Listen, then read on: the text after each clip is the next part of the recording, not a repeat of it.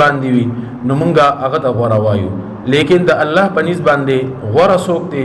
غوره هغه کس دی چې هغه قرآن مجید زده کو په خپله باندې او بیا یې بل ته چې دی هغه وښود.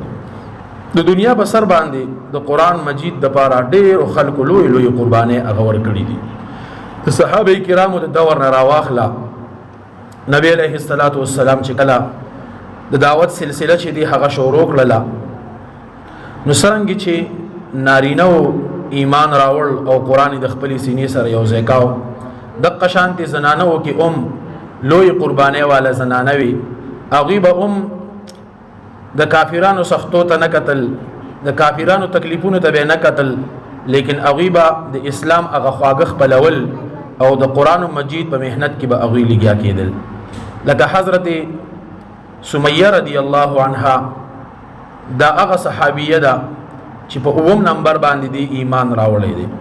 په هغه وخت کې ایمان راوړل دا یو ناشنا کارو، ځکه ټول عالمي کفر یو طرف ته، مسلمانان پشمار باندې شپږو کسانو.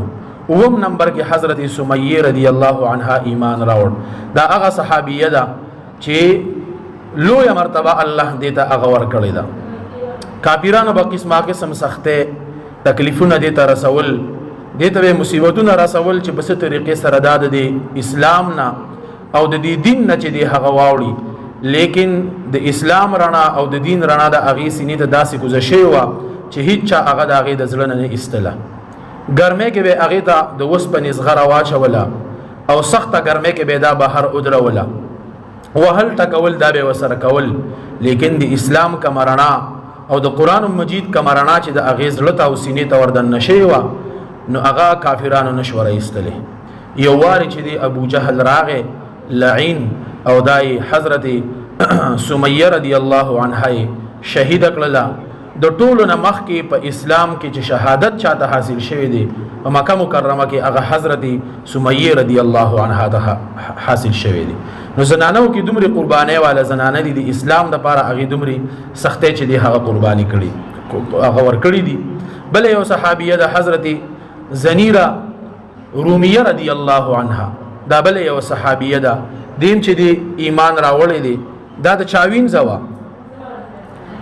د خلکو خدمتونه به کول او د الله عبادت به کاو، د قرآن مجید محنت چې دی دا به هم کاو، کافرانو به پرېښودلو نه وهل ټکول دا به ورسره کول. یو وارې یو کافر راغی او حضرت زنیرا رضی الله عنها لی مخ په سپېړه باندې ووه، د هغې په ذریعې سره د هغې د سترګو نظر چې دی هغه ختم شو. بوډۍ کمزورې زنانه ده او سترګې وله ووهلې د هغې نظر ختم شو. کافران رالل پیغور یې ورته وکړو، وی څنګه وي زمونږ لات او منات زمونږ بوتانو تا له نظر چې دی هغه بودلو، ته د خپل خدای عبادت کې د خپل خدای صفت هغه کې تا له دې اوس خپل خدای چې دی هغه سترګې درکړي.